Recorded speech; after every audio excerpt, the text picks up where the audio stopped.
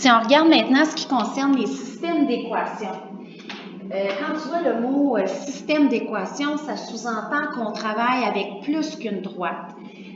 Ça sous-entend aussi qu'on va probablement s'intéresser au point de rencontre de ces droites-là. Donc, ici, là, je suis à la page 11 dans ton document jaune. Ici, on va regarder un exemple justement de situation là, où on veut travailler avec un système d'équations. Ce qui peut te donner un indice dans tes problèmes, dans tes examens de fin d'année, là, qui est question de système, c'est souvent l'allure de la question. Si tu vois qu'on te demande de choisir entre deux options, deux compagnies, deux modes de tarification, deux entreprises, tu sais, si vraiment tu vois que tu as un choix à faire entre deux choses, si on tient compte des contenus qu'on a vus ensemble cette année, il y a des fortes chances qu'il soit question d'un système d'équation. Fait que justement, dans l'exemple ici, c'est ce qui se passe. On vous dit, Martine a le choix entre deux compagnies de cellulaires. Donc, c'est là la question qu'on va devoir se poser, c'est de savoir, bon, ben, en fonction de ses besoins, quelle compagnie va être la plus intéressante. Fait que si on regarde tout ça, on va falloir d'abord faire le processus, là, tout ce qui concerne, dans le fond, les étapes là, quand on veut parler d'une droite, donc trouver la dépendante, l'indépendante, trouver les équations et tout ça. Donc, si on commence avec la première phrase, la deuxième phrase, pardon, la première compagnie lui demande un montant de base de 27 $. Mais moi, quand j'entends ça, montant de base, ça sonne une petite cloche. Montant de base, ça veut dire qu'on est en train de me dire quel sera mon B pour l'équation de ma première droite. Puis ensuite, on vous dit qu'à ce montant-là, Martine doit ajouter 18 sous par minute. Alors, évidemment, si le 27, c'est mon B, ben j'en déduis qu'ici, on parle du M. Puis la preuve que c'est un M, rappelez-vous qu'un M, c'est quelque chose qu'on peut exprimer sous la forme d'une fraction. Je vais le réécrire comme ceci, là. Donc, 18 sous par minute. Puis même, je vais aller encore plus loin. Quand je l'écris comme ça, moi, ce que ça me dit que l'argent va dépendre du temps. Parce que le M, on se rappelle que c'est delta Y sur delta X, hein? Donc, ça veut dire que l'argent, c'est mon Y, puis que les minutes, c'est mon X. Fait que je suis déjà capable, avec ça, d'en déduire, ça va être quoi mes variables? Donc, la variable dépendante, ici, on va parler du coût, parce qu'on vient de dire que c'était l'argent, qui allait dépendre des minutes.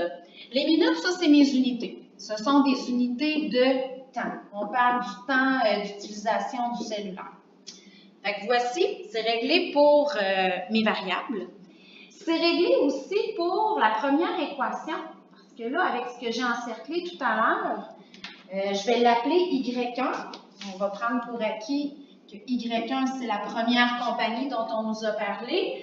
Donc, on a dit que le M, c'était 0,18, 18 sous la minute, plus le montant de base de 27 $. Fait que j'ai déjà ma première équation qui va être Y1 égale 0,18x plus 27. Maintenant, on va faire la même chose avec la deuxième compagnie.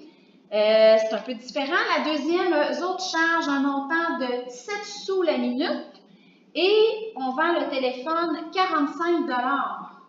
Donc, ça ici, je vais avec la même logique que tout à l'heure, 7 sous par minute.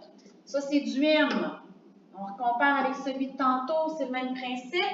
Montant de base, c'est le paiement que je dois faire pour faire l'achat du téléphone. Donc, le 45 $ dont on parle ici, bien ça va être mon B. Donc, ça veut dire que mon équation pour la deuxième compagnie, ça va être Y2 égale 0,07x plus 45.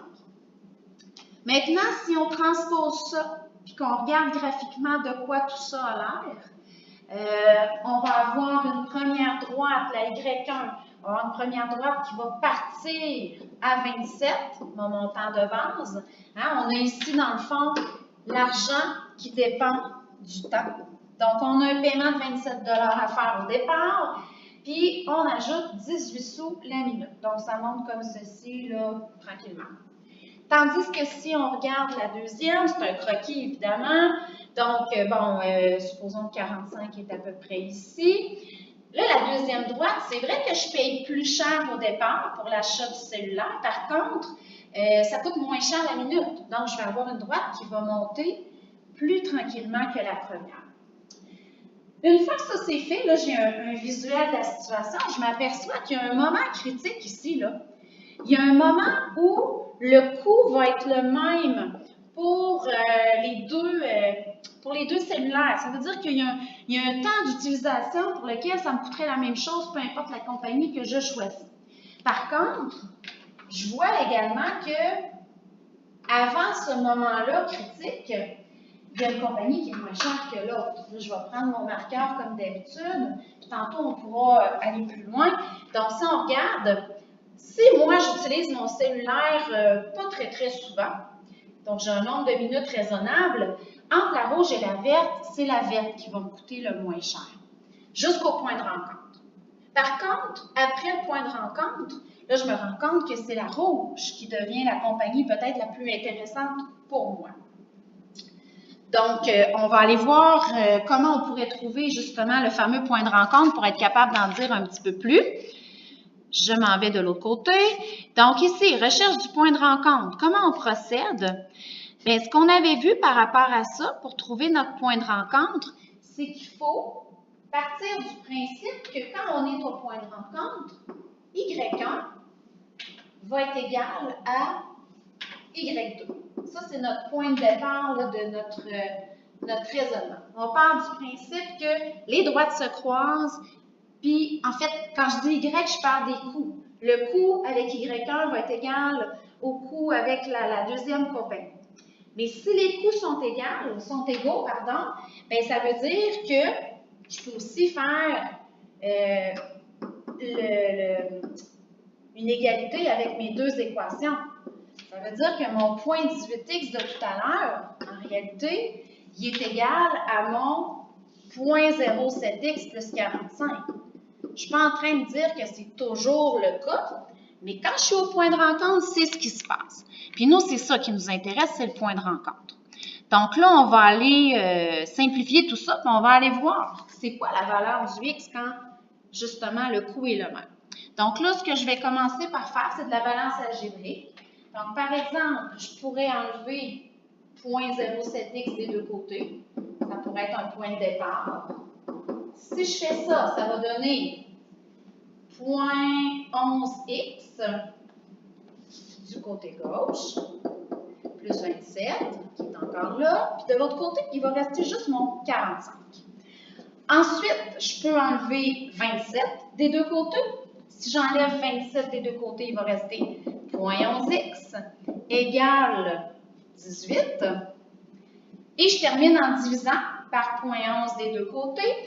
Et si je divise, ça va donner x égale 163,64 minutes. Voilà pour mon point de rencontre. Donc, ce que je viens de trouver concrètement, ce que ça veut dire que mon point de rencontre se situe, donc je reviens à mon schéma de tout à l'heure, ça veut dire que mon point de rencontre se situe à 163,64 minutes. C'est quand je suis ici que les droites se croisent, lorsque je suis vis-à-vis 163,64 minutes.